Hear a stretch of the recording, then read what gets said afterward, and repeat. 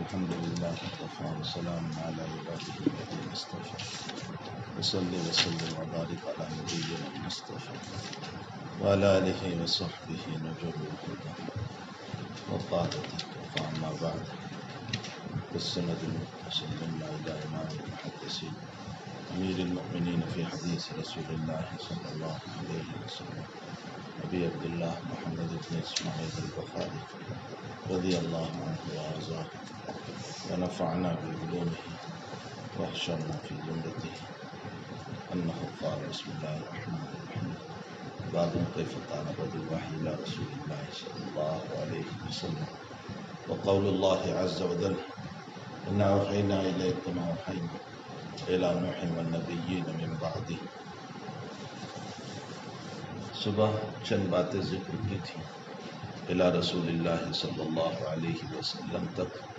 وقول اللہ عز وجل، وقول اللہ اس کو مرفوع بھی پڑھ سکتے ہیں، اس کو مجرور بھی پڑھ سکتے ہیں.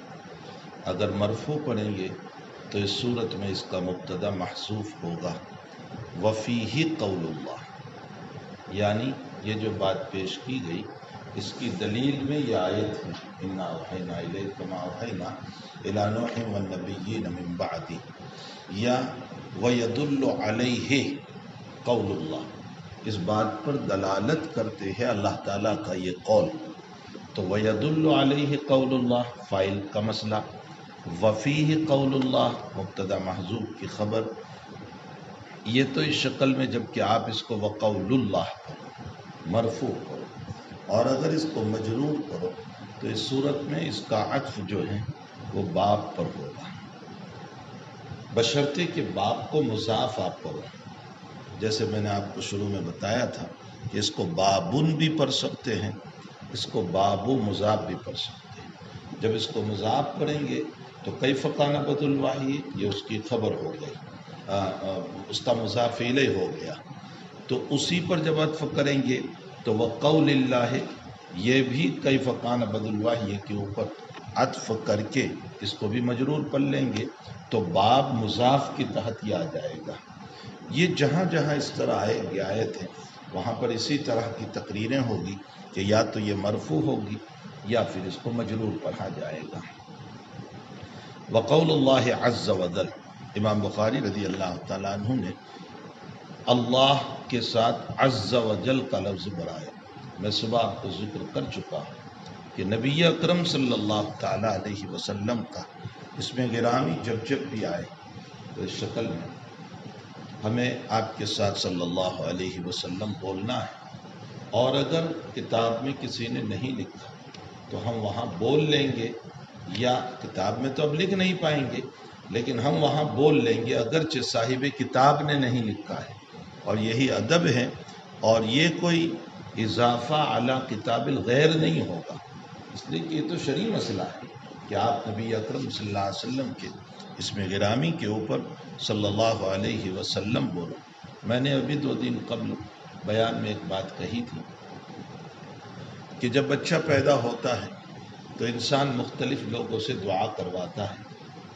دادا دعا کرتا ہے، دادی دعا کرتی ہے، نانا نانی دعا کرتے ہیں، بہت سارے لوگ دعائیں کرتے ہیں اور ہم دعا کرواتے ہیں.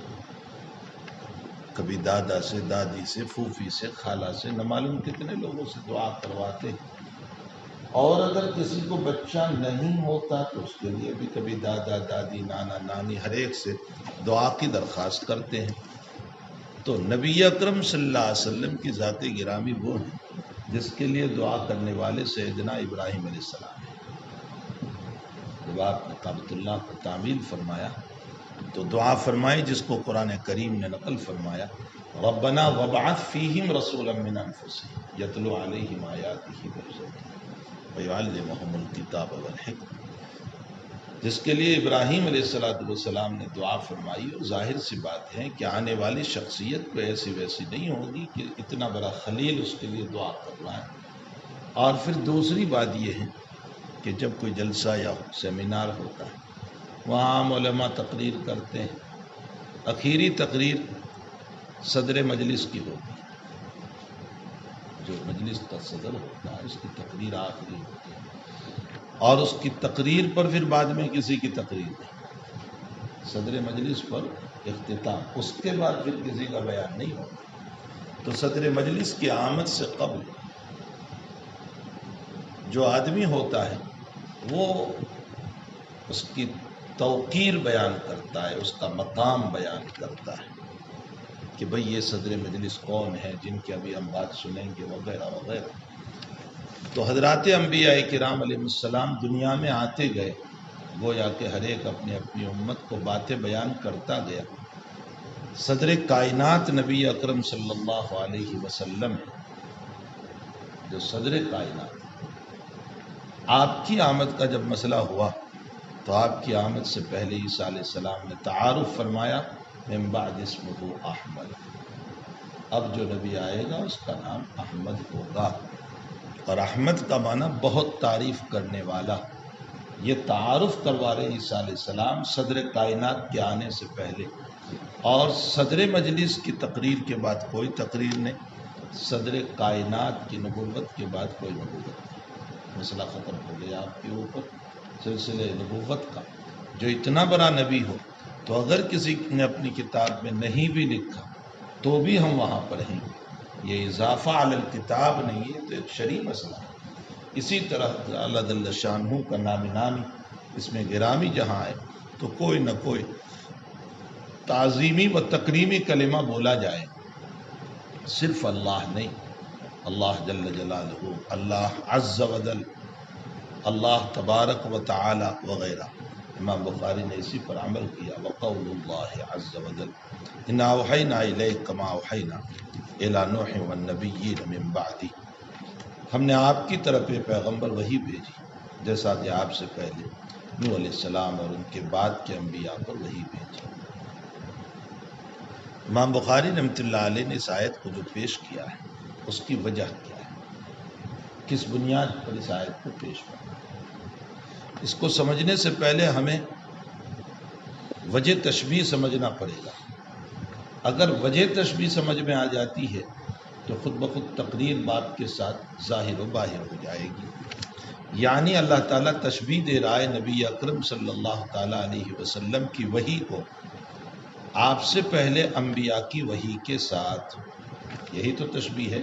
انا اوحینا الیک کما اوحینا، ہم نے آپ کی طرف وحی بھیجی جیسا کہ آپ سے پہلے نوح اور آپ کے بعد کے انبیاء کی طرف وحی بھیجی۔ تو یہ کس سلسلے میں تشبیہ دی جا رہی؟ اس سلسلے میں حضرات اکابر کے مختلف اقوال ہیں۔ سب سے پہلی بات یہ ہے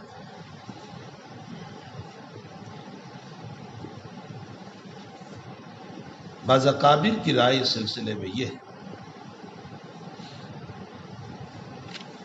کہ نبی اکرم صلی اللہ علیہ وسلم پر جیسے وحی کی ابتدا منام سے ہوئی، خوابوں سے ہوئی، اسی طرح تمام انبیاء کرام علیہ السلام پر وحی کی ابتدا منام سے ہوئی۔ اس صورت میں آیت کا مطلب یہ نکلے گا انا اوحینا الیک، ہم نے آپ کی طرف جیسے وحی منام بھیجی، اسی طرح ماقبل انبیاء پر بھی وحی منام بھیجی۔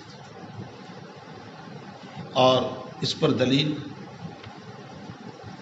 ابو نعیم رحمۃ اللہ علیہ نے کتاب الحلیہ میں، علامہ ابن کثیر رحمۃ اللہ علیہ البدایہ والنہایہ میں حضرت علقمہ ابن قیس رضی اللہ تعالیٰ عنہ کا قول، علقمہ ابن قیس بڑے درجے کے تابعی، ان کا قول پیش کیا ہے۔ اول ما یؤتی الانبیاء فی المنام حتی تحدى قلوبهم ثم ينزل الوحی بعد۔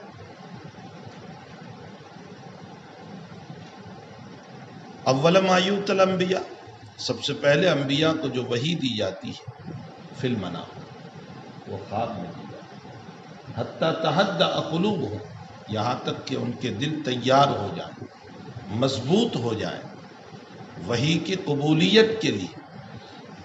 تو ینزل علیہ الوحی ثم ینزل علیہ الوحی، اس کے بعد سلسلہ وحی شروع ہو جاتا ہے۔ معلوم یہ ہوتا ہے کہ حضرات انبیاء کرام علیہ السلام کو ابتدا میں خوابوں میں وحی کا نزول اس لیے ہوتا ہے تاکہ ان کے قلوب کو اس کے ذریعے سے آمادہ کیا جائے، مضبوط کیا جائے، وحی کے لیے تیار کیا جائے۔ اس کی مثال ایسی ہے جیسے کبھی کسی آدمی کو میدان میں بھیجنا ہو لڑنے کے لیے تو پہلے اس کے سامنے تقریریں کی جاتی ہے، بیان کیا جاتا ہے، کچھ لوگوں کی باتوں کو ذکر کیا جاتا ہے، کچھ بہادروں کے تذکرے ہوتے ہیں، اس کو سن سن کر اس کا قلب تیار ہوتا ہے، اور جب قلب تیار ہوتا ہے تو پھر اس کے بعد ٹریننگ دے کر کے اس کو روانہ کیا جاتا ہے۔ بس حضرات انبیاء کرام علیہ السلام کا مسئلہ بھی یہی رہا کہ اولاً ان پر وحی کا نزول فی المنام ہوا، ثم تہدأ قلوبہم، جب ان کے قلب اچھی طرح تیار ہو گئے، ثم ینزل علیہ الوحی بعد، اس کے بعد وحی کا سلسلہ آپ پر شروع کیا گیا۔ علقمہ ابن قیس کی اس روایت سے یہ پتہ چلتا ہے کہ تمام انبیاء کرام علیہ السلام کی بدایت وحی منام سے تھی، یعنی خوابوں سے ہوئی۔ تو اب تشبیہ جو ہے اس میں دی جاتی ہے، انا اوحینا الیک فی المنام کما اوحینا الی نوح والنبیین من بعدہ فی المنام۔ نمبر 2، حافظ ابن حجر عسقلانی رحمۃ اللہ علیہ فرماتے ہیں کہ اس آیت میں تشبیہ اس بات میں ہے کہ جن صفات کے ساتھ ہم نے ماقبل انبیاء کو وحی دی تھی، انہی صفات کے ساتھ ہم نے آپ کو وحی دی۔ اس صورت میں تشبیہ فی الصفات ہے۔ اگر تشبیہ فی الصفات ہے تو اس صورت میں مطلب یہ ہوگا کہ مثلا جبریل کا واسطہ ہو یا بلا واسطہ ہو، جتنی صفات کے ساتھ ماقبل انبیاء پر وحی کا نزول ہوا، اس صورت میں ترجمہ ہوگا انا اوحینا الیک بجمیع الصفات کما اوحینا الی نوح والنبیین من بعدی بجمیع الصفات۔ نمبر 3، ہمارے حضرت شیخ رحمۃ اللہ علیہ فرماتے ہیں کہ تشبیہ انواع میں دی جا رہی ہے۔ انواع کا معنی ہوتا ہے جتنی نوع کے ساتھ، جتنے اقسام کے ساتھ وحی کا نزول ماقبل انبیاء پر ہوا، اتنے ہی اقسام کے ساتھ آپ پر وحی کا نزول۔ اگر ماقبل انبیاء پر بلا واسطہ جیسے کلام موسیٰ تو آپ پر بھی، اگر ماقبل انبیاء پر کلام اللہ تبارک و تعالی بلا واسطہ فی المنام تو آپ کے ساتھ بھی اللہ کلام کرے گا خواب کے اندر۔ اگر الہام کے ذریعے سے ان پر وحی کی گئی تو آپ پر الہام کے ذریعے سے یلہمنی ربی تبارک و تعالی محامید، جیسے میں نے صبح پیش کیا تھا باب شفاعت کی روایت۔ اور اگر بالواسطہ ہے تو جیسے ماقبل انبیاء پر جبریل وحی لے کر آئے اصلی شکل میں یا انسانی شکل میں، اسی طرح آپ کے ساتھ بھی مسئلہ ہوگا۔ تو انواع میں تشبیہ دینا، انا اوحینا الیک بجمیع الانواع کما اوحینا الی نوح والنبیین من بعدی بجمیع الانبیاء بجمیع الانواع۔ نمبر 4، علامہ ابن بطال رحمۃ اللہ علیہ فرماتے ہیں کہ امام اس آیت کے اندر وحی رسالت میں تشبیہ دینا، مطلب یہ پیغمبر ہم نے آپ پر جو وحی بھیجی ہے وہ وحی رسالت ہے، وحی الہامی نہیں ہے جو کبھی غیر نبی پر بھی آتی تھی۔ غیر نبی پر بھی وحی الہامی شکل میں آئی، جیسے موسیٰ علیہ السلام کی والدہ پر آئی، آپ کو یہ الہام ہوا کہ سمندر میں ڈال دو، تو آپ کی والدہ کوئی نبیہ تھوڑی تھی۔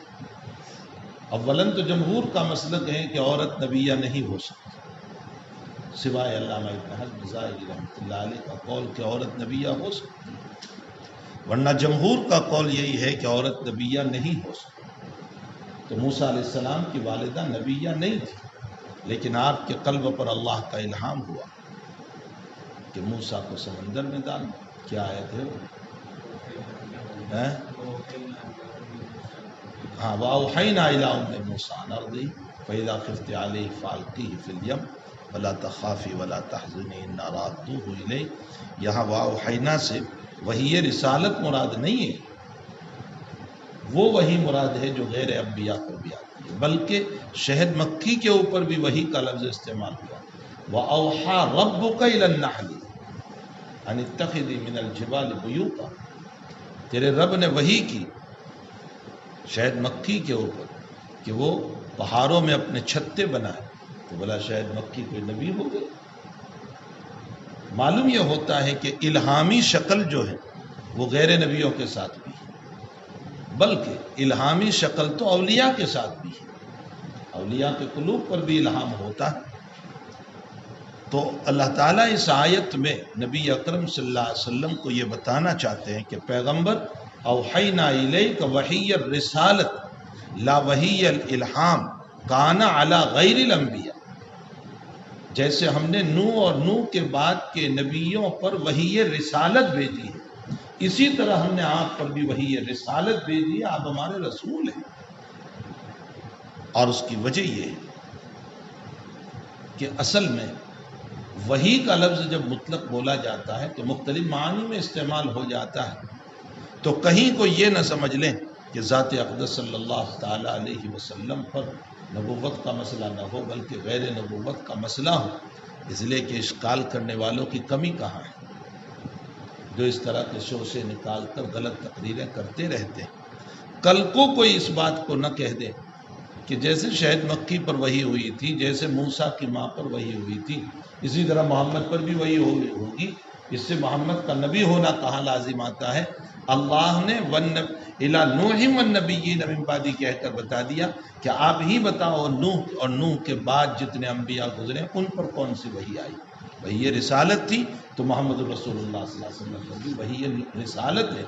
یہ ایک بہت بڑے اشکال کا جواب ہے۔ واقعتاً علامہ ابن بطال رحمۃ اللہ علیہ نے جو تقریر کی ہے، وجہ شبہ جو بیان کیا، وجہ تشبیہ جو بیان کی ہے، یہ اتنی جامع ہے کہ یہود کی زبان بھی بند ہو جائے، عیسائیوں کی زبان بھی بند ہو جائے، بلکہ مستشرقین اور اس طرح کی ریشہ دوانیاں اور شرارت کرنے والوں کی زبان بھی بند ہو جائے۔ بہرحال اس کے اندر وحی رسالت کو مراد لیا گیا ہے کہ آپ پر وحی رسالت کو بھیجا گیا۔ اور ایک تقریر یہ بھی ہے کہ اس میں وحی تشریح کی طرف اشارہ ہے، یہ صوفیانہ تقریر ہے کہ آپ پر ہم نے جو وحی اتاری ہے وہ وحی تشریح ہے، وحی تقوین نہیں۔ وحی تقوین کا معنی ہوتا ہے کھانا کیسے پکاؤ، کھیتی کیسے کرو، یہ وحی تقوین ہے۔ اس میں شریعت کا کیا مسئلہ آ گیا؟ وہ تو جاہل سے جاہل بھی پکا رہا ہے، کھیتی کرنا غیر مسلم بھی کر رہا ہے، سارے لوگ کر رہے ہیں، یہ وحی تقوین ہے۔ آپ کو وحی تشریح دی گئی اس لیے کہ نوح سے قبل جو وحی اتاری گئی آدم اور آدم کی اولاد پر، نوح سے پہلے وہ وحی تقوین تھی، اس لیے کہ وہ ابتدائی دور تھا، اور ابتدائی دور میں کائنات میں یہ سکھانا تھا کہ تم کھیتی کیسے کرو، گھر کیسے بناؤ، کھانا کیسے پکاؤ، یہی باتیں تھیں وحی تقوین کے ذریعے سے۔ نوح علیہ السلام کے اوپر سب سے پہلے وحی تشریح اتاری گئی، شریعت کے احکام اتارے گئے، شرک کے خلاف باتیں اتاری گئی، توحید پر باتیں اتاری گئی۔ اسی لیے سب سے پہلے خلاف توحید کرنے پر اللہ نے جس قوم پر عذاب بھیجا وہ حضرت نوح علیہ السلام ہے۔ تو اِلی نوح کا لفظ لا کر اشارہ کیا کہ پیغمبر ہم نے آپ پر وحی تشریح اتاری ہے، وحی تقوین نہیں، جیسے نوح اور نوح کے بعد انبیاء پر اتاری، اور نوح سے پہلے انبیاء پر وحی تقوین تھی، وہ ہم نے آپ پر نہیں اتاری۔ لیکن ہمارے حضرت شیخ کو اس پر اشکال ہے، حضرت شیخ یونس صاحب کو اشکال یہ ہے کہ وحی تشریح اپنی جگہ مسلم، لیکن وحی تقوین میں بھی دخل تو اللہ ہی کا ہوتا ہے، اللہ تعالیٰ کا حکم ہی اس میں شامل ہوتا ہے۔ آدم علیہ السلام سے لے کر نوح علیہ السلام تک جو کچھ سکھایا گیا وہ بھی اللہ ہی کا حکم تھا، معلوم ہوتا ہے کہ اگر وحی تشریح کے ساتھ وحی تقوین بھی دی جائے تو اس پر کیا اشکال ہے؟ تو سمجھ میں بھی آئے، اگر وحی تشریح ہے تو اس کے ساتھ وحی تقوین بھی دی جائے۔ شیخ نے فرمایا کہ وحی تشریح میں شریعت کے مسائل ہوں اور تقوین میں امور خانہ داری کے مسائل ہوں گے، وہ بھی اللہ تعالیٰ کی طرف سے۔ میں اس پر حاشیہ یہ چڑھاتا ہوں، شیخ نے مثال نہیں دی، میں کہتا ہوں کہ جس وقت وادی تی میں بنی اسرائیل کا حال یہ ہوا کہ وہ ایک ہی طرح کی چیزوں کو کھا کر تھک گئے، یعنی من و سلوا کو انہوں نے وعدسیہا و وصلیہا کا مطالبہ کیا، لہسن پیاز وغیرہ کا مطالبہ کیا، تو اب تعالیٰ جل شانہ نے فرمایا کہ جاؤ اریحا بستی میں۔ آیا یہ فلسطین میں ہے یا کہاں ہے، یہ دوسری بحث۔ ان کو کہا گیا کہ اس بستی میں جاؤ، اور کہا کہ تم حتۃ نغفر لکم بولتے ہوئے جانا۔ حتۃ توبہ ہے، اللہ تو ہمیں معاف کر دے۔ انہوں نے اس کے خلاف کیا، حبۃ بولا۔ اب یہاں یہ جو کہا جا رہا ہے کہ تم اس بستی میں جاؤ، تو وہاں تمہیں وعدسیہ و بصلیہ وغیرہ کا جس کا تمہارا مطالبہ ہے وہ تم کو ملے گا۔ یہ جو چیزیں دی جا رہی ہے یہ تقوین ہی کے قبیل سے تو ہوئی، یہ کھانے پینے کی چیزیں جو وہاں جا کر دی جا رہی ہے۔ یا حضرت عیسیٰ علیہ السلام نے دعا فرمائی اور اس دعا کے اوپر تعالیٰ جل شانہ کی طرف سے مائدہ کا نزول ہوا۔ اب آپ بتائیے یہ مائدہ کھانے پینے کی چیزیں ہے یا نہیں؟ مائدۃ من السماء تکون لنا عیدا لاولنا وآخرنا وآیۃ منک۔ یا خود صاحب شریعت علیہ صاحب الصلاۃ والسلام نے ہمیں کھانے کا طریقہ، پینے کا طریقہ، یہ ساری باتیں بتائی ہے۔ یہ وہی غیر مطلوعی تو ہے جو اللہ تعالیٰ نے آپ کے قلب پر الہام فرمایا، القاء فرمائی، اور آپ نے امت کو بتایا۔ یہ ساری مثالیں ہیں شیخ کی تقریر پر میری طرف سے۔ معلوم ہوتا ہے کہ یہ فرق سمجھ میں نہیں آتا کہ اس آیت کے اندر وحی تشریح کو بتانا مقصود ہے اور وحی تقوین کا استثناء کرنا ہے۔ تقوین ہو یا تشریح ہو، بہرحال اس آیت کے اندر وجہ تشبیہ یہ ہے کہ ہم نے آپ کو وحی تشریح عطا فرمائی ہے، اس کے ضمن میں وحی تقوین بھی آ گئی۔ شریعت جب ملے گی تو اس کے ضمن میں تقوین کا مسئلہ بھی آ گیا۔ خلاصہ کلام یہ نکلا کہ مختلف وجہ شبہ کو بیان کیا گیا، لیکن آخری تقریر بڑی جامع تقریر۔ یہاں تشبیہ جو دی جا رہی وہ تشبیہ فی النبوت دی جا رہی۔ تشبیہ فی النبوت کا مطلب یہ ہے کہ جیسے ہم نے نوح اور نوح کے بعد کے انبیاء کو نبوت سے سرفراز فرمایا، اسی طرح ہم نے آپ کو بھی نبوت سے سرفراز فرمایا ہے۔ سمجھ میں آیا؟ انا اوحینا الیک، ہم نے آپ کو وحی نبوت سے سرفراز فرمایا جیسے ہم نے آپ سے پہلے انبیاء نوح اور نوح کے بعد کو وحی نبوت سے سرفراز کیا۔ اس پر ایک چھوٹا سا اشکال ہو سکتا ہے کہ اگر یہاں نبوت ہی مراد ہے تو پھر آدم علیہ السلام بھی تو نبی تھے۔ تمہارے کھوپڑوں میں اگر یہ اشکال ہوتا تو آپ سے پہلے بھی تو آدم نبی گزرے ہیں، پھر نوح کا ذکر کیوں کیا؟ یوں کہنا چاہیے تھا انا اوحینا الیک کما اوحینا آدم والنبیین من بعدی، نوح سے ابتدا کیوں فرمایا؟ اس کا جواب یہ ہے کہ آدم علیہ السلام نبی تھے، رسول نہیں تھے۔ رسالت میں سب سے پہلا رسول نوح علیہ السلام، اور نبی اکرم صلی اللہ علیہ وسلم بھی رسول ہیں۔ اگر آدم سے تشبیہ دی جاتی تو رسالت کا مسئلہ ثابت نہ ہوتا، نبوت کا مسئلہ تو ثابت ہو جاتا، لیکن رسالت کا مسئلہ ثابت نہ ہوتا۔ اور نبی اور رسول میں فرق ہے جو آپ صبح پڑھ چکے۔ اور نوح کا تذکرہ کر کے اللہ تعالیٰ نبوت اور رسالت دونوں کو ثابت کرنا چاہتا ہے، اس لیے نوح علیہ السلام کا تذکرہ فرمایا، انا اوحینا الیک کما اوحینا الی نوح والنبیین من بعدی، جیسے ہم نے نوح اور اس کے بعد کے لوگوں کو نبوت سے سرفراز فرمایا، اسی طرح ہم نے آپ کو نبی اور رسول بنایا ہے. یہ ہے وجہ شکایت. اس سے ابو بکر ابن عربی رحمۃ اللہ علیہ کی ایک اشکالی تقریر کا حل بھی ہو گیا. کیا اشکالی تقریر ہے؟ ابو بکر ابن عربی رحمۃ اللہ علیہ فرماتے ہیں، جو شارح ترمذی ہے، وہ یہ فرماتے ہیں کہ کسی نے اپنی کتاب کا آغاز وحی سے فرمایا، جیسے امام بخاری. کسی نے اپنی کتاب کا آغاز ایمان سے فرمایا، جیسے امام مسلم.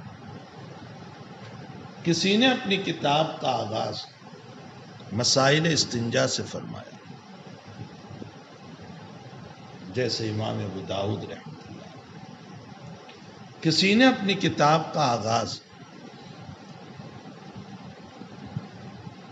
طہارت سے فرمایا، جیسے امام ترمذی رحمۃ اللہ علیہ، امام نسائی رحمۃ اللہ علیہ. لا تقبل الصلاۃ بغیر طہور، ہی سے ابتدا ہو رہی ہے ترمذی، جو طہارت ہے. اور طہارت سے آغاز گویا کہ صلاۃ سے آغاز ہوا، اس لیے کہ کثیر الجزیات شرط نماز کے لیے وہ طہارت ہے. حضرت الامام مالک رحمۃ اللہ علیہ نے اپنی کتاب کا آغاز اوقات صلاۃ سے فرمایا. یہ تقریر بھی ابو بکر ابن عربی رحمۃ اللہ علیہ، دیکھ لیجیے شرح ترمذی کے. اور ان تمام بدایہ میں سب سے جامع بدایہ امام مالک کا ہے. ابو بکر ابن عربی فرماتے ہیں سب سے بہترین بدایہ جو ہے، سب سے بہترین ابتدا جو ہے، وہ امام مالک کی ابتدا ہے. کیوں؟ فرمایا جنہوں نے وحی یا ایمان سے ابتدا کی، جیسے بخاری اور مسلم. امام مسلم نے کتاب الایمان سے ابتدا کی. وہ جو آپ نے کچھ مسائل مقدمے کی حیثیت سے لکھے ہیں، وہ تو ایک مقدمہ ہے. اصل کتاب مسلم کی کتاب الایمان سے شروع ہوتی ہے. تو وحی اور ایمان ایک ایسا مسئلہ ہے کہ جس پر گفتگو مطول ہوتی ہے، بہت لمبی. تو کیسے اس کا احاطہ کیا جائے؟ اور جنہوں نے استنجا سے یا مسائل طہارت سے ابتدا کی یا نماز سے ابتدا کی، تو بھلا ان تمام مسائل کا تعلق بعد مجیء وقت صلاح ہے. جب تک نماز کا وقت ہی نہیں آیا، نہ طہارت کا مکلف، نہ کسی اور چیز کا مکلف. کچھ سمجھ میں آ رہا ہے؟ ظاہر سی بات ہے کہ امام مالک رحمۃ اللہ علیہ فرماتے ہیں کہ وقت صلاۃ اصل ہے. ہاں، نماز کا وقت آ گیا تو اب اذان بھی ہے، نماز کا وقت آ گیا تو طہارت بھی ہے، نماز کا وقت آ گیا تو سارے مسائل ہیں. تو سب سے بہترین بدایہ امام مالک رحمۃ اللہ علیہ. اس کا مطلب یہ نکلا کہ ابو بکر ابن عربی کے نزدیک بخاری کی بدایہ بھی کوئی اعلیٰ درجے کی نہیں ہوئی، امام مالک کی بدایہ سب سے بہتر ہوئی. اس اشکال کا جواب اس تقریر سے نکل آیا کہ امام بخاری رضی اللہ تعالیٰ عنہ وحی کا باب لا کر اور آیت لا کر تشبیہ فی النبوت اور نبوت کو ثابت کرنا چاہتے ہیں. اس کا مطلب یہ نکلا کہ نماز ہو یا اوقات صلاۃ، زکوٰۃ ہو یا ایمان ہو، ان تمام مسائل کا تعلق بعد ثبوت النبوت ہے. جب تک تم نبوت ہی کو ثابت نہیں کرو گے، وہاں ایمان کا کیا مسئلہ ہوا؟ وہاں نماز ہی کہاں آئی اگر نبوت ثابت نہ ہوئی؟ پہلے اس نبی کی نبوت کو مانو، اس کے بعد جا کر نماز، روزہ، زکوٰۃ اور حج اور ایمان سارے مسائل آئیں گے.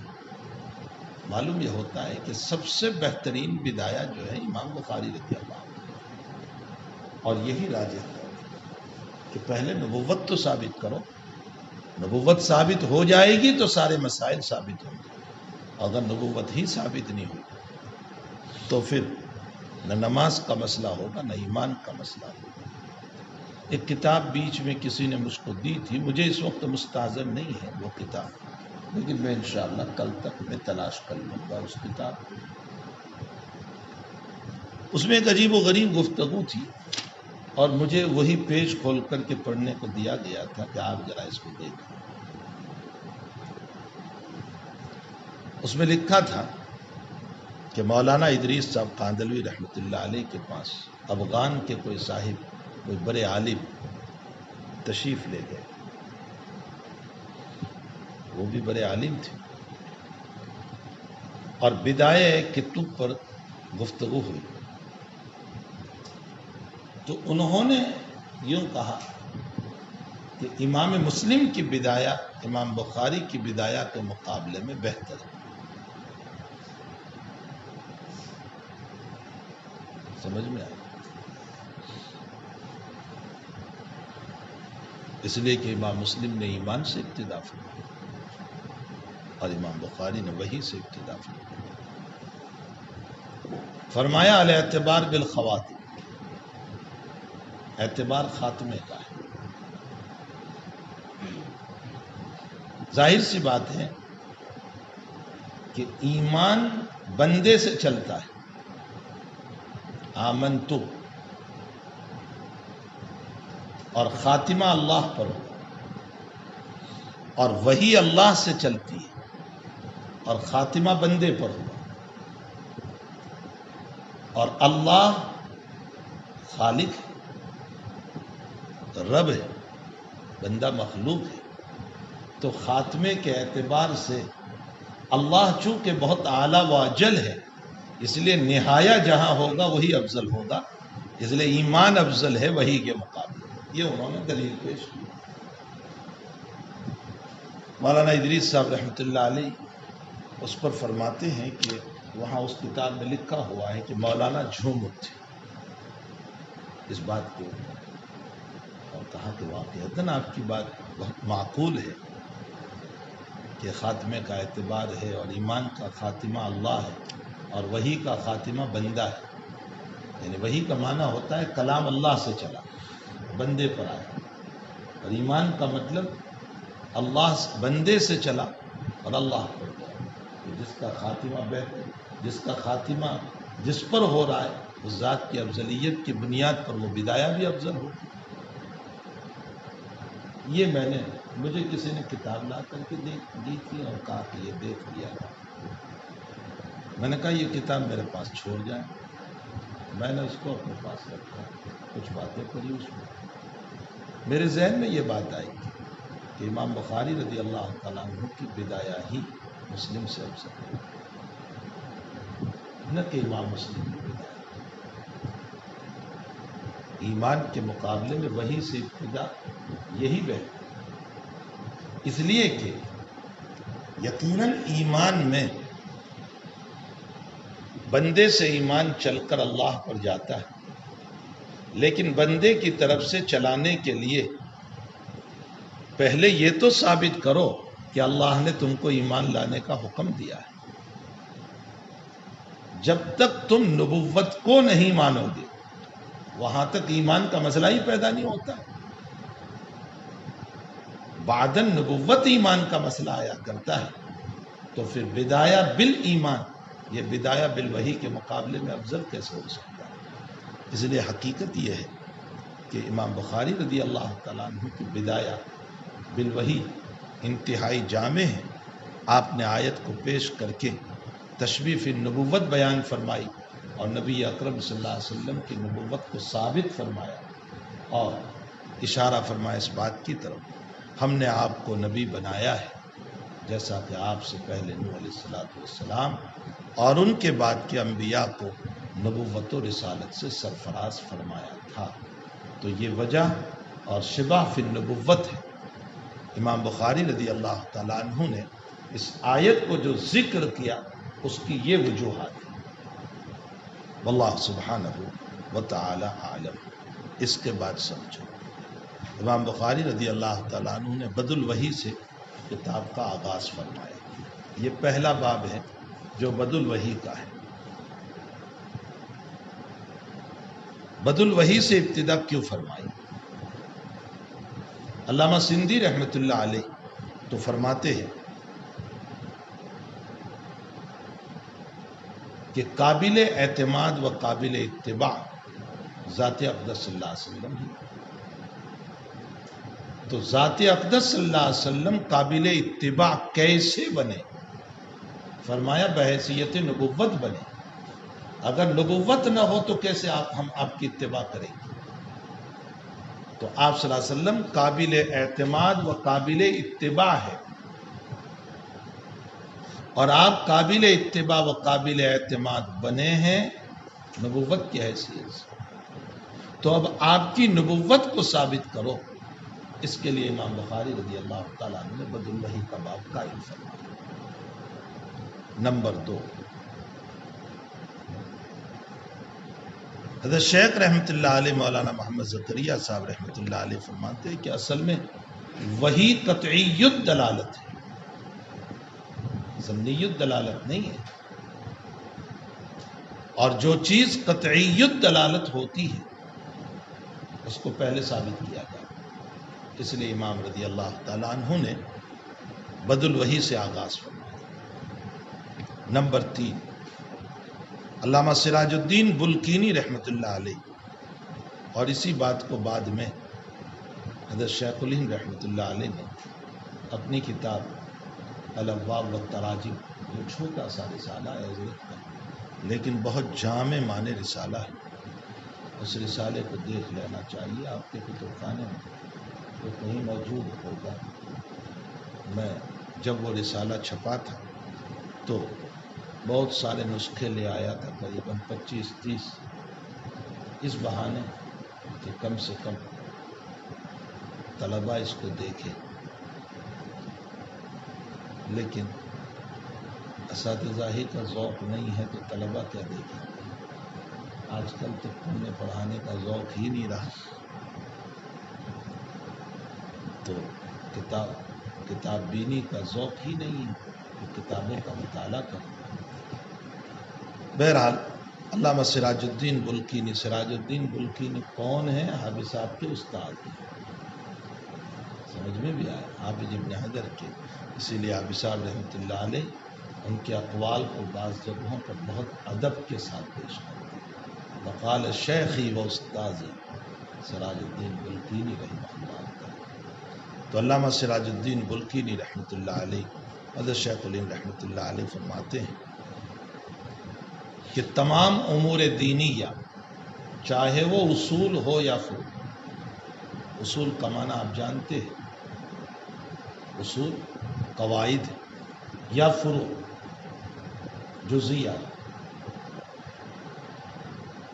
تمام امور دینیہ چاہے وہ از قبیل اصول و فروع وحی پر موقوف ہے۔ یہی تو وجہ ہے کہ وحی سے جو بات ثابت ہوگی ہم اس کو تسلیم کریں گے، چاہے وہ وحی مطلوع ہو یا وحی غیر مطلوع۔ وحی مطلوع کا معنی قرآن کریم، اور وحی غیر مطلوع کا معنی احادیث مبارکہ۔ تو تمام امور دینیہ چاہے وہ اس قبیل اصول و فروع، یہ وحی پر موقوف ہے۔ اور جب وحی پر موقوف ہے تو یہ جو پوری کتاب ہے یہ اصول اور فروع دینیہ ہی پر تو ہے۔ امام بخاری رضی اللہ تعالیٰ عنہ نے اس کے موقوف علیہ کو پہلے بیان کیا، یعنی وحی کو سب سے پہلے بیان فرمایا، تاکہ موقوف علیہ بیان ہو جائے تو موقوف کا ماننا آسان ہو جائے۔ ارے ان اصول اور فروع کو ماننا آسان ہو جائے، اس لیے سب سے پہلے امام بخاری رضی اللہ تعالیٰ عنہ نے وحی سے آغاز فرمایا۔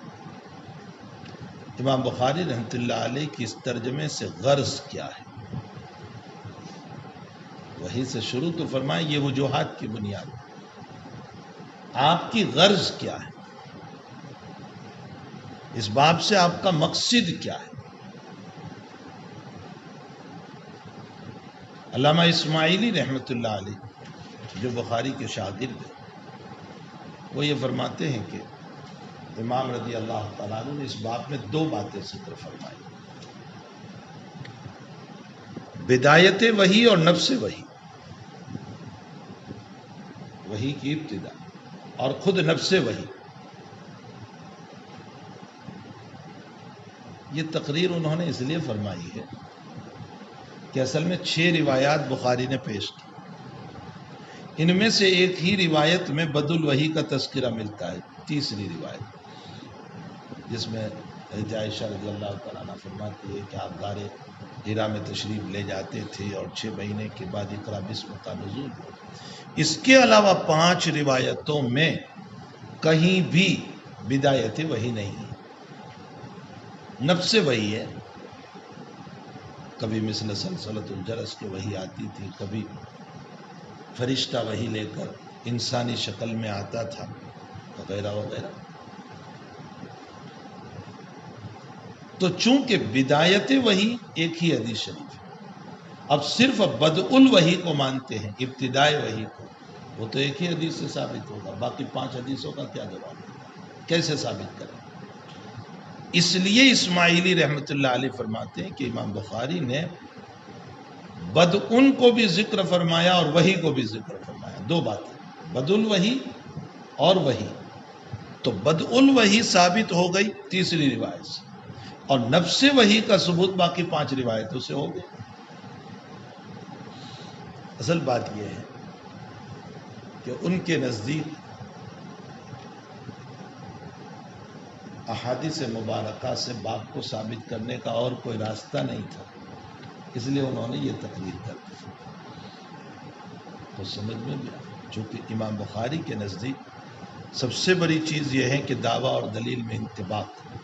آپ جو دعویٰ کر رہے ہیں باب، اور آپ جو احادیث پیش کر رہے ہیں وہ آپ کی دلیل ہے، ان دلائل سے اس دعوے کو کیسے ثابت کیا جائے۔ انہوں نے یہ دیکھا کہ باب میں بد الوحی ہے اور صرف بد الوحی کو لیا جائے تو وہ تو ایک ہی حدیث سے ثابت ہوگا، تو باقی 5 روایتوں سے کیا مسئلہ ثابت کر رہے ہیں بخاری؟ انطباق ہی نہیں ہو رہا تھا۔ تو انہوں نے تقریر یہ کر دی کہ بد الوحی اور وحی دو چیزوں کو ذکر کیا، بد الوحی تیسری روایت سے اور باقی روایتوں سے نفس وحی ثابت ہو۔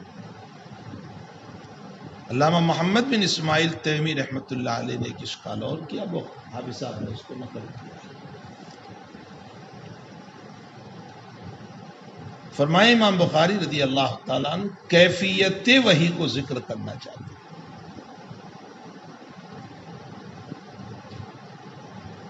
اسی لیے محمد بن اسماعیل تیمی رحمۃ اللہ علیہ فرماتے ہیں کہ اگر امام بخاری رضی اللہ تعالیٰ عنہ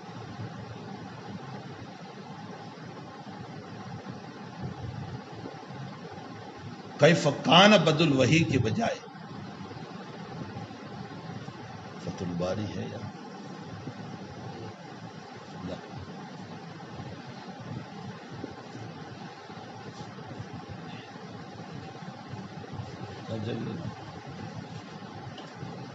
میرے ذہن میں وہ عبارت اس وقت مستحضر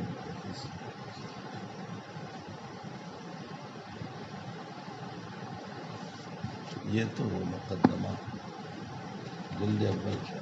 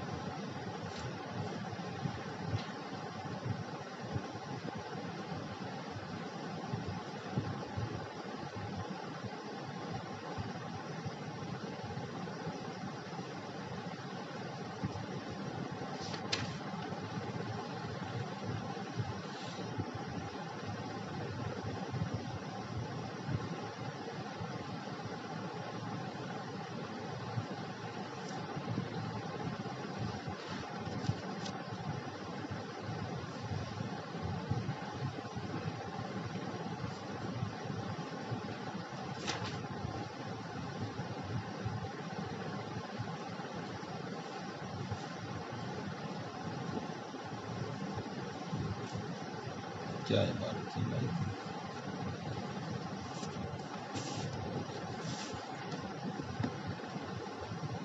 ہاں یہ کہنا چاہتے ہیں وقد اعترض محمد بن اسماعیل التیمی علی هذه الترجمة فقال لو قال کیف کان الوحی لکان احسن، چونکہ کیفیت بیان کرنا چاہتے ہیں، وحی کی کیفیت کیا تھی نبی اکرم صلی اللہ علیہ وسلم، تو یہ بہتر ہوتا، لأنه تعرض فيه لبیان کیفیت الوحی لا لبیان کیفیت بدء الوحی، اس لیے کہ اس میں وحی کی کیفیت بیان کی گئی ہے کہ کبھی مثل سلسلۃ الجرس ہوتی تھی، کبھی یتمثل لی الملک رجلا، انسانی شکل میں، فیکلمنی، اور وہ مجھ سے بات کرتا تھا، تو کیفیت وحی کو بیان کیا گیا ہے، لا لبیان کیفیت بدء الوحی فقط۔ محمد ابن اسماعیل تیمی رحمۃ اللہ علیہ کا یہ اشکال کی بنیاد بھی یہی ہے کہ آپ نے یہ دیکھا کہ بدایت وحی ایک ہی حدیث میں ہے، باقی روایات سے باب کیسے ثابت ہوگا؟ تو آپ نے ان تمام روایات کو محمول کر لیا کیفیت وحی پر، اور یہ کہا کہ امام بخاری کو یہ جملہ کہنا چاہیے تھا کہ کیف کان الوحی، وحی کی کیفیت کیا تھی، لکان احسن، تو یہ طریق بہتر تھا۔ خلاصہ کلام یہ نکلا کہ ان کے سامنے یہ مسئلہ تھا کہ یہاں کیفیت بیان کرنا مقصود ہے، نہ کہ بدء الوحی کا مسئلہ بیان کرنا مقصود ہے، لیکن اکابر نے ان کے اس قول کی تردید، اور یہ فرمایا کہ اگر یہی مسئلہ تھا تو حضرت امام بخاری رضی اللہ تعالیٰ عنہ کو اتنا لمبا چوڑا باب قائم کرنے کی ضرورت کیا تھی پھر؟ کیف کان بدء الوحی الی رسول اللہ صلی اللہ علیہ وسلم، آپ مختصر بات کہہ دیتے۔ حقیقت یہ ہے کہ امام بدء الوحی ہی کو ثابت کرنا چاہتے ہیں۔ دوسری بات یہ ہے کہ بدء الوحی اگر ثابت نہ ہو، ابتدائے وحی اگر ثابت نہ ہو، تو نفس وحی کا ثبوت کا مسئلہ تو بعد کا ہوا کرتا ہے، پہلے تو بدایت وحی کو بیان کرنا ہوتا ہے۔ ارے کچھ سمجھ میں بھی آ رہا ہے۔ اس لیے محمد ابن اسماعیل تیمی رحمۃ اللہ علیہ کی اس بات کو رد کیا۔ ہمارے حضرت شیخ الہند رحمۃ اللہ علیہ الابواب التراجم میں یوں فرماتے ہیں کہ امام بخاری رضی اللہ تعالیٰ عنہ عظمت وحی کو بیان کرنا چاہتے ہیں، یعنی یہ وحی معصوم عن الخطا ہے، اس لیے کہ کسی کی اتباع کے لیے اس کا معصوم عن الخطا ہونا ضروری ہے، یہ دستور ہے۔ دنیا میں آپ کسی کی اتباع کرو تو وہ معصوم عن الخطا ہونا چاہیے۔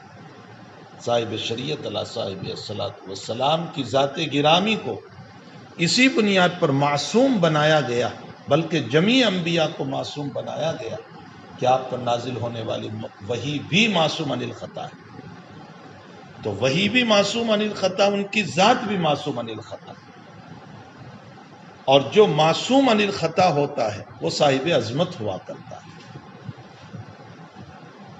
بڑی فضیلت والا ہوا کرتا ہے، اس کی عظمت ہوا کرتی ہے۔ حضرت شیخ الہند رحمۃ اللہ علیہ فرماتے ہیں کہ اگر آپ بدایت وحی کے مسئلے کو لوگے تو وہ تو ایک ہی روایت ہے، باقی روایتوں میں بدایت وحی کا مسئلہ کیسے ثابت ہو؟ اور اگر یہ تقریر لی جائے کہ عظمت وحی کو بیان کرنا چاہتے ہیں اور معصوم عن الخطا ہونا بیان کرنا چاہتے ہیں تو تمام روایتیں ثابت ہو جائیں گی۔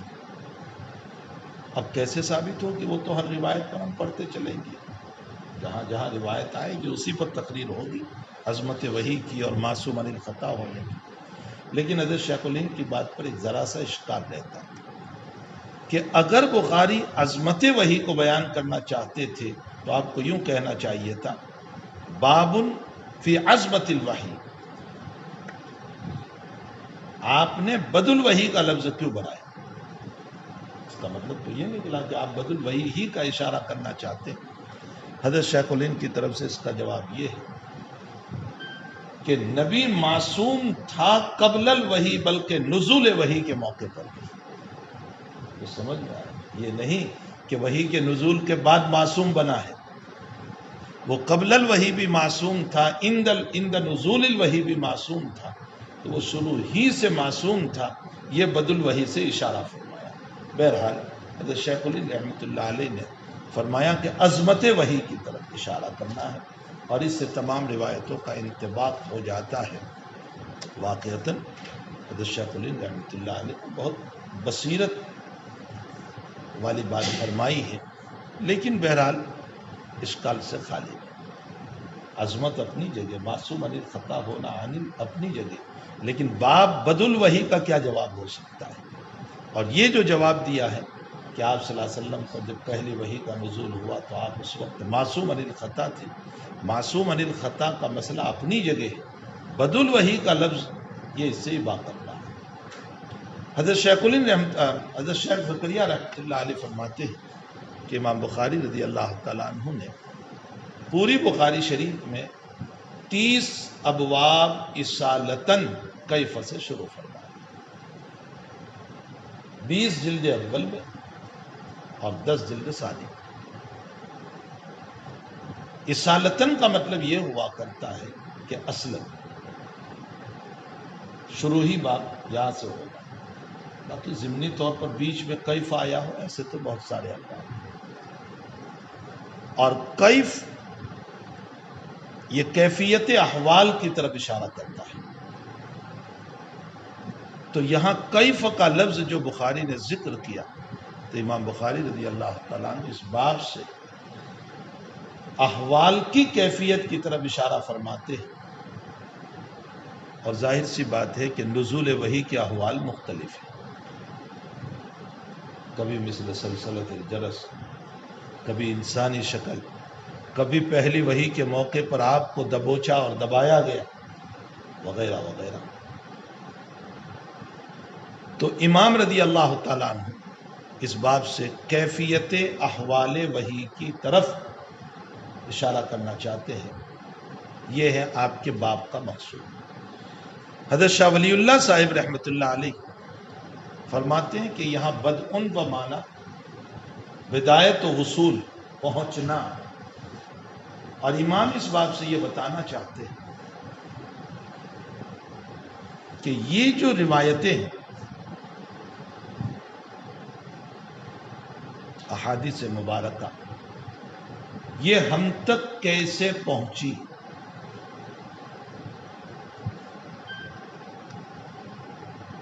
تو جواب سیدھا سا ہے کہ ثقات رجال کے ذریعے سے پہنچی۔ کیف کان بدء الوحی ای کیف کان وصول الوحی۔ بات بہت اچھی ہے شاہ صاحب کی، شروعی کتاب میں ہے آپ کے جو حضرت کا جو رسالہ ہے وہاں یہ بات لکھی ہوئی ہے، دیکھ لینا، بات بہت اچھی ہے۔ لیکن سوال یہ ہے کہ اگر بخاری یہی بات کہنا چاہتے ہیں کہ وصول الینا، تو وصول الی رسول اللہ، یہ الی رسول اللہ کیوں لائے؟ اس کا تو ترجمہ کیا ہوتا ہے؟ بدء الوحی، وحی کی ابتدا رسول اللہ پر کیسے ہوئی؟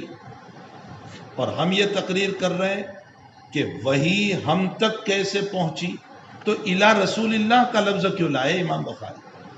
یہ الی رسول اللہ کا لفظ جو ہے نا، اس تقریر کا ہی باقی ہے۔ ارے اشکال سمجھ جائے۔ شاہ ولی اللہ صاحب رحمۃ اللہ علیہ نے ایک دوسری بھی تقریر فرمائی،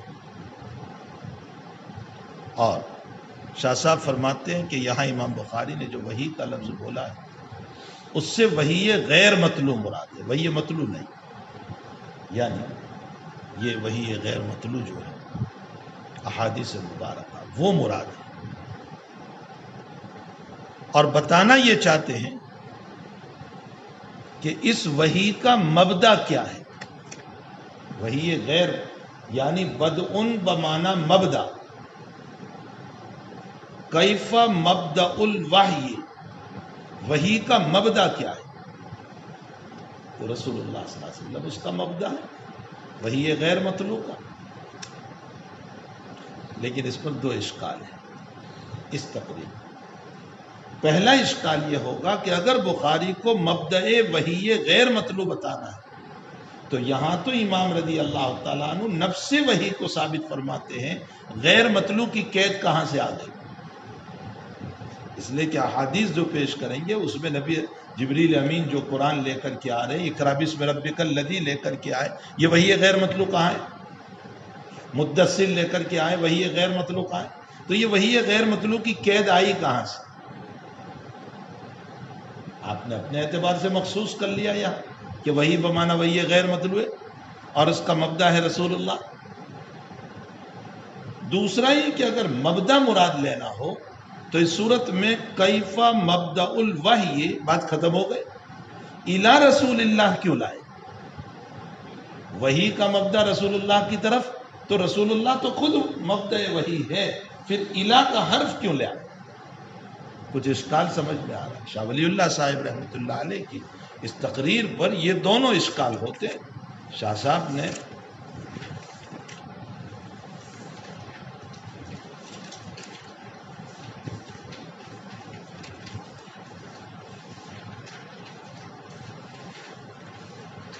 باب کیف کان بدء الوحی معناه عندی ان هذا الوحی المطلوع المحفوظ یعنی القرآن بعبارته وغیر المطلوع الذي يقال له الحديث مما هو مذکور على سن المسلمین کیف بدء ومن أين جاءوا ومن أي جهة وقع عندنا وجوابه أنه وقع عندنا عن ثقات العلماء۔ یہ پہلی تقریر کہ ہم تک یہ وحی پہنچی ثقات علماء سے، اگر یہی بیان کرنا تھا تو الی رسول اللہ صلی اللہ علیہ وسلم کیوں لے آئے؟ دوسری تقریر جو میں نے کی ہے وہ بھی اس کے ضمن میں ہے، یہاں دیکھ لینا کہ مبدأ بتانا مقصود ہے، اگر مبدأ بتانا مقصود ہے اس پر بھی اشکال ہوتا ہے۔ بہرحال شاہ صاحب رحمۃ اللہ علیہ کی ان دونوں تقریروں پر اشکال ہوتا ہے۔ اس کے بعد آخری تقریر سمجھو۔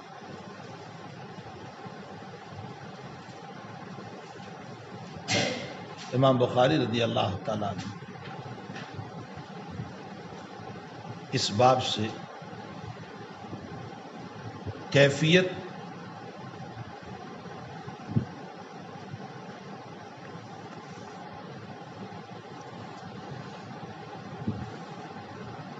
بھی ابتدائی وحی کو بیان کرنا چاہیے۔ پہلی وحی جب آپ پر اتری تو اس موقع پر آپ کی کیا کیفیت تھی؟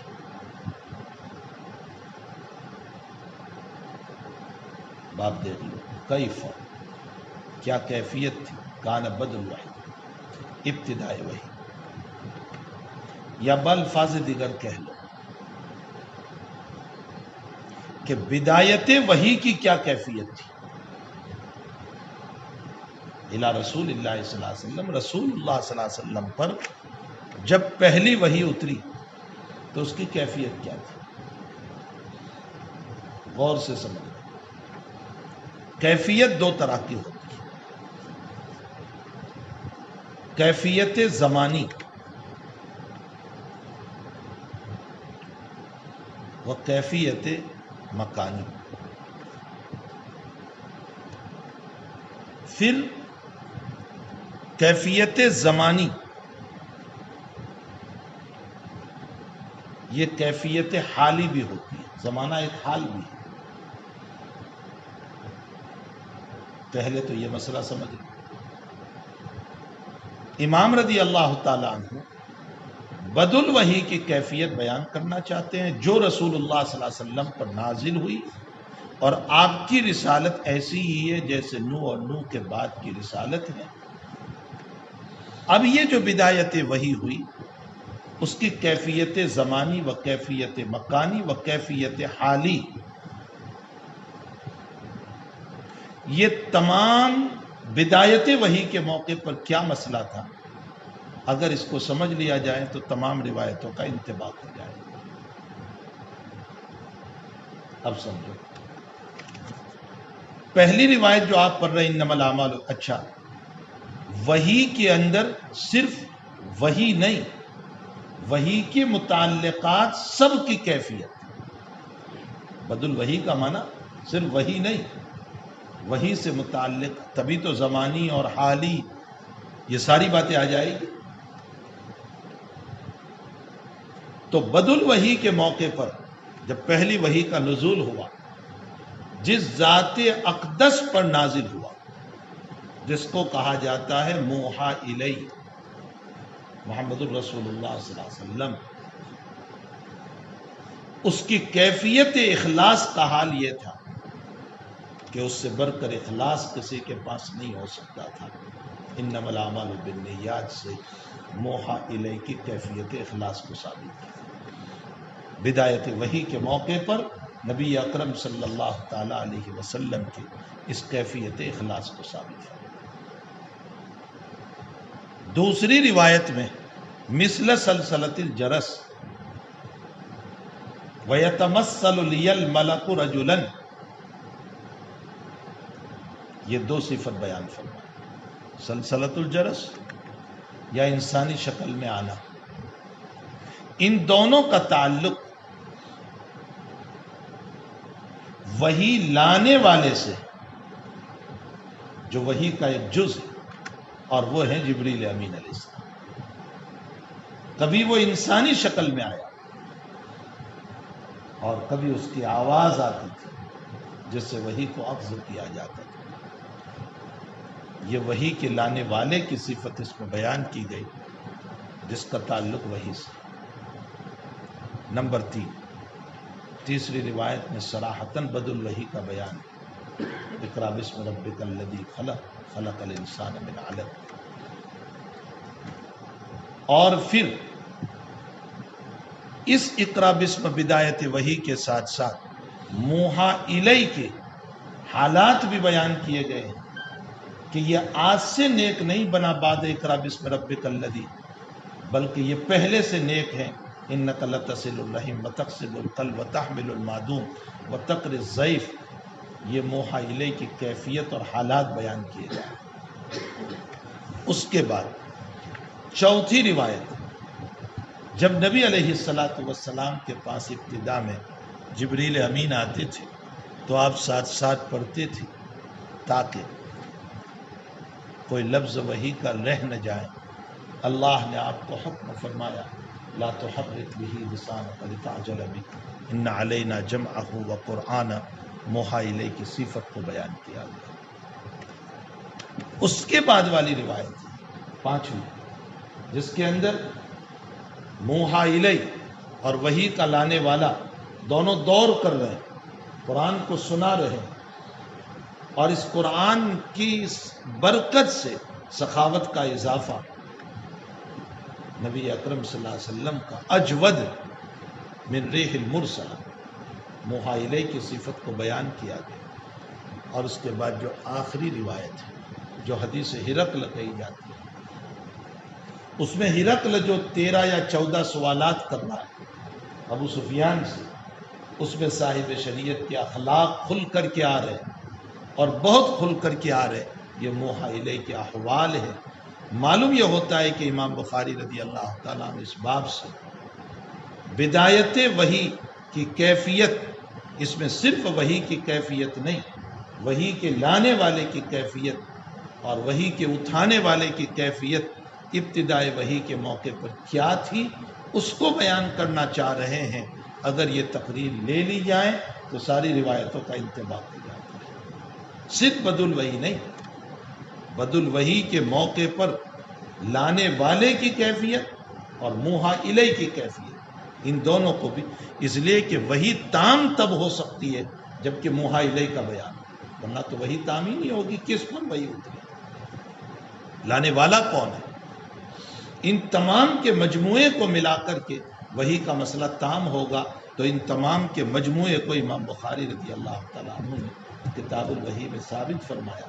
اس سے وہ مسئلہ بھی بے غبار ہو گیا کہ انما الاعمال بالنیات کو وحی سے کیا مناسبت تھی، یہ ظہری شریف کو لے آئے، اس لیے لائے ہیں کہ موحی الی کے اخلاص کو بیان کرنا مقصود ہے، جو آپ کے حال ہے، تو آپ کے حال کو بیان کیا گیا کہ آپ انتہائی درجہ مخلص ہیں۔ اس لیے انما الاعمال بالنیات کو سب سے پہلے ذکر کیا گیا، تو اب یہ تقریر کرنے کی قطعاً ضرورت نہیں رہے گی کہ انما الاعمال بالنیات کو بطور مقدمہ کے لائے، ورنہ تو اشکال ہو جائے گا. جیسے بعض شعراء نے کہا ہے کہ بطور مقدمہ کے لائے اور ہم کو یہ تنبیہ کرنے کے لیے لائے ہیں کہ اپنی نیت کو درست کرو، تو بطور مقدمہ کے اگر لاتے تو صاحب مشکات کی طرح قبل الباب لانا چاہیے تھا اس کو. بعد الباب کیوں لائے؟ بعد الباب لانا اس بات کی دلیل ہے کہ باب سے ربط ہے اس کو، اس لیے باب سے ربط یہی ہوگا کہ موحى الیہ کی صفت اخلاص کو بیان کرنا مقصود ہے. واللہ سبحانہ وتعالی عالم. یہاں سے پورا باب بے غبار ہو گیا. یہ آخری تقریر جو ہے وہ ہمارے حضرت کی ہے، اور اتنی جامع تقریر کسی کتاب میں آپ کو نہیں ملے گی. جو شیخ نے رکھ کر پیش کیا جب میں شیخ کو لے کر اعظم گھر گیا پہلی مرتبہ افتتاح بخاری کے لیے، اور حضرت نے یہ تقریر فرمائی، تو مولانا تقی الدین صاحب بالکل جلسے میں دوران درس کھڑے ہو گئے اور شیخ کی پیشانی کو بوسہ دیا درس ہی میں، اور فرمایا آپ کے شیخ ہوتے تو جھوم اٹھتے، یعنی شیخ زکریا ہوتے تو جھوم اٹھتے اس مسئلے پر. واللہ سبحانہ وتعالی عالم. یہاں تک باب بے غبار ہو گیا. باب کی وجہ بھی سمجھ میں آ گئی کہ امام بخاری اس باب سے کیا کہنا چاہ رہے. انا اوحینا الیک کما اوحینا الی نوح والنبیین من بعدی، آیت کو کیوں ذکر فرمایا اور اس میں وجہ تشبیہ کیا ہے، اور آپ نے جو وحی سے ابتدا فرمائی اس کی وجہ کیا ہے. خلاصہ کلام یہ نکلا کہ آپ نے وحی سے ابتدا فرما کر سب سے پہلے صاحب شریعت کی نبوت کو ثابت فرمایا، اور جب نبوت ثابت ہو گئی تو پھر ایمان بھی ہوگا، اور پھر طہارت بھی ہوگی، اور پھر نماز بھی ہوگی، سارے مسائل ہوں گے.